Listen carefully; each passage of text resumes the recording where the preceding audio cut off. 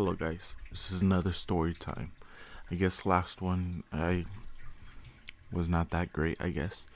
So I'm doing a redo to see if this one gets more traction, and if you guys wanna do like a book every week, a story time every week, just close your guys' eyes and I'll read you guys a story. This one is Cinderella. Once upon a time, a girl named Cinderella lived with her stepmother and stepsister. Poor Cinderella had to work hard all day long so that the others could rest. It was she who had to wake up each morning when it was still dark and cold to start the fire. It was she who cooked the meals, and it was she who kept the fire going. The poor girl could not stay clean. From all the ashes and kindles by the fire, what a mess, her two stepsisters laughed. That is why they call you Cinderella. One day, big news came to the town. The king and queen were throwing a ball. It was time for the prince to find a bride. All the young ladies in the land were invited to come. They were wild with joy. They could wear their most beautiful gowns and fix their hair extra nice. Maybe the prince would like them. At Cinderella's house, she knew she now had extra work to do. She had to make two brand new crowns for her stepsisters. Faster, shouted one stepsister. You call that a dress? Screamed the other. Oh dear, said Cinderella. When can I? The stepmother marched into the room. When can you what? Well, said the girl. When will I have time to make my own dress for the ball? You? Yelled the stepmother. Who said you were going to the ball? What a laugh, said one stepsister. Such a mess. They pointed at Cinderella. All of them laughed. Cinderella said to herself, when they look at me, maybe they see a mess. But I am not that way. If I could, I would go to the ball. Soon the time came for the stepmother and stepsisters to leave for the big party. Their fine carriage came to the door. The stepmother and stepsister hopped inside, and they were off. Goodbye, called Cinderella. Have a good time. But her stepmother and stepsisters did not turn around to see her. Oh my, said Cinderella sadly. The carriage ripped down the street. She said alone, I wish I could go to the ball too. Then poof! All of a sudden in front of her was a fairy. You called? Said the fairy. Did I? Said Cinderella. Who are you? Why, your fairy godmother, of course. I know your wish, and I have came to grant it. But, said Cinderella, my wish is impossible. Excuse me? But the fairy godmother in a puff. Did I not just show up out of nowhere? Yes, you did, said Cinderella.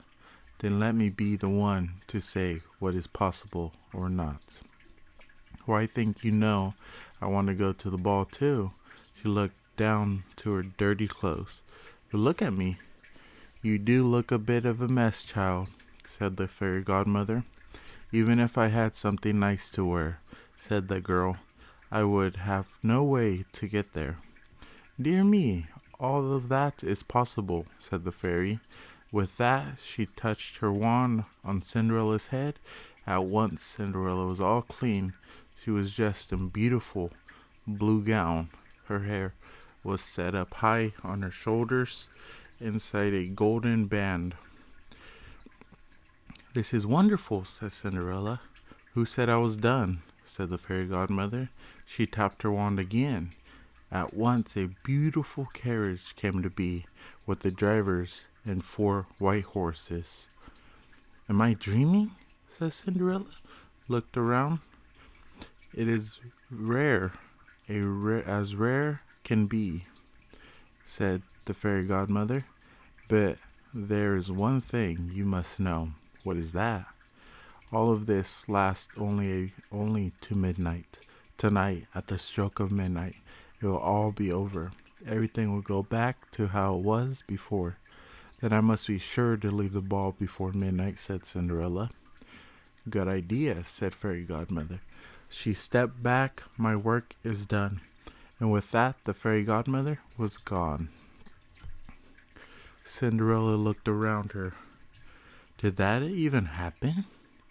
But there she stood in a fine gown with a golden band in her hair, and there was her driver and 4 white horses before her, waiting. Coming, called the driver. She stepped into the carriage and they were off. Over at the ball, the prince did not know what to think. Why do you have that sad look on your face? The queen said to her son. Look around you. You cannot ask for a finer maiden than these. I know, mother, said the prince. Yet he knows something was wrong. He had met many of the young women, yet after he said hello, one by one, he could find nothing more to say. Look, someone pointed at the front door. Who's that? All heads turned. Who was that lovely maiden stepping down the stairs? She held her head tall, looked as if she belonged, but no one knew her. There's something about her, said the prince to himself. I will ask her to dance. And he walked over to Cinderella. Have we met before? Said the prince. I am pleased to meet you now, said Cinderella with a bow. I feel as if I know you, said the prince, but of course that's impossible. Many things are possible, said Cinderella, if you wish for them to be true. The prince felt a leap in his heart. He and Cinderella danced. When the song was over, they danced again. Then they danced again and yet again. Soon the other maidens at the ball grew jealous. Why is he dancing all the time with her? They said. How rude. But all the prince could see was Cinderella. They laughed, they talked, they danced some more. In fact, they danced for so long that Cinderella did not see the clock.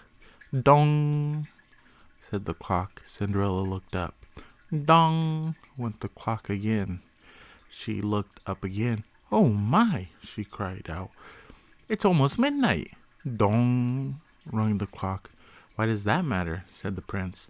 Dong, called the clock. I must go, said Cinderella. Dong, went the clock.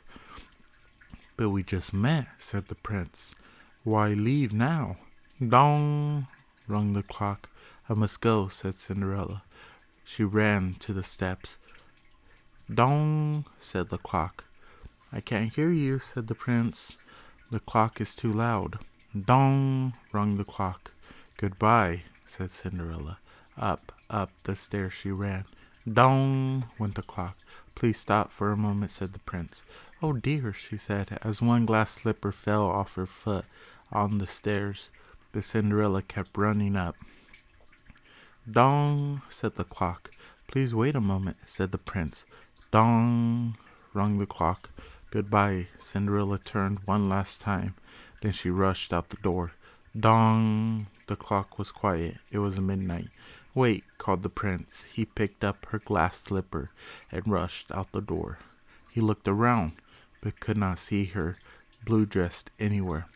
This is all I have left from her, he said, looking down at the glass slipper.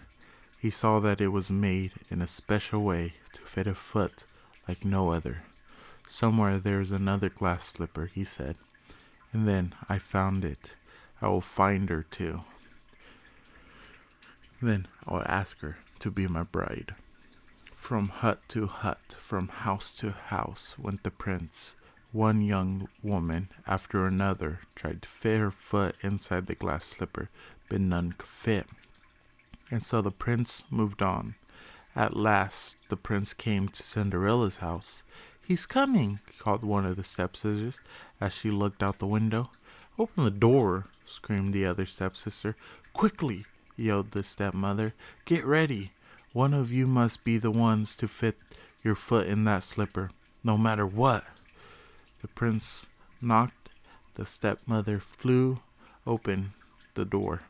Come in, she said. I have 2 lovely daughters for you to see. The first stepdaughter tried to place her foot in the slipper. She tried hard, but it was just would not fit. Then the second stepsister tried to fit her foot inside. She tried and tried with all her might too, but no dice. Are there no other young women in this house? Said the prince. None, said the stepmother. Then I must go, said the prince. Maybe there is one more, said Cinderella, stepping into the room. I thought you said that there were no other young women here, said the prince. None who matter, said the stepmother in a haste. Come here, said the prince. Cinderella stepped up to him. The prince got down on one knee and tried the glass slipper on her foot. It fit perfectly. Then came her pocket. Cinderella took out something. It was the other glass slipper. I knew it, he cried. You are the one. What? Shouted the stepsister. Not her, screamed the other stepsister. This can't be, yelled the other mother. But it was too late. The prince knew that Cinderella was the one he was looking into. Her eyes. He did not see the Cinderella in her hair or the ash on her face. I have found you, he said. I have found you, said Cinderella. And so Cinderella and the prince were married. They lived happily ever after. The end. Hope you guys are nice and asleep. See you guys next week. Goodbye.